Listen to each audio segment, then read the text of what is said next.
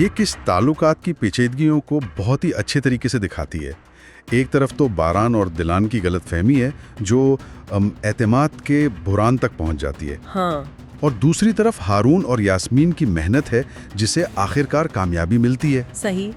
लेकिन सबसे दिलचस्प बात यह है कि हर कहानी का जो हल है ना, वो ईमानदारी से जुड़ा हुआ है। अच्छा।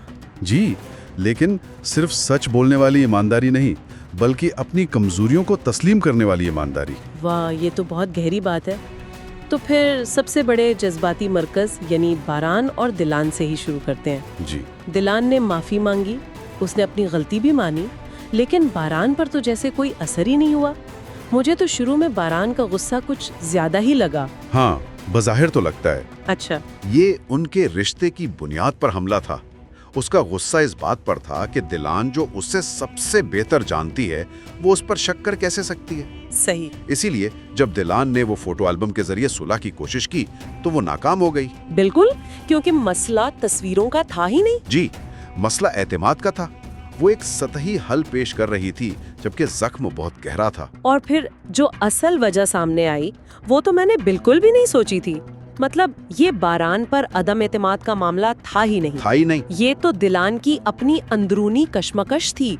हमल की वजह से वो खुद को मोटी, भद्दी, अजीब सी महसूस कर रही थी। ये बहुत ही इंसानी और काबिले फहम कमजोरी थी, है ना? यही इस कहानी का सबसे अहम मोड़ था। यहाँ दिलचस्प बात यह है कि दोनों किरदार बात तो कर रहे थे, लेकिन वो अपनी असल कमजोरी छुपा रहे थे। हाँ। ये सिर्फ कम्युनिकेशन की कमी नहीं, बल्कि जज्बाती ईमानदारी की कमी का मसला था। जिस लम्हे सुबैया के समझाने पर दिलान ने अपनी अदम तहफ़्फ़ुज़ का इजहार किया, फौरन सब कुछ बदल गया। फौरन बारान का सारा गुस्सा पिघल गया। उसने उसे यकीन दिलाया कि वो उसके लिए दुनिया की सबसे खूबसूरत औरत है। उसने ये भी बताया कि एक शौहर अपनी हामला बीवी के लिए कितना फिक्रमंद होता है। बस यही वो लम्हा था जहां मसला हल हुआ।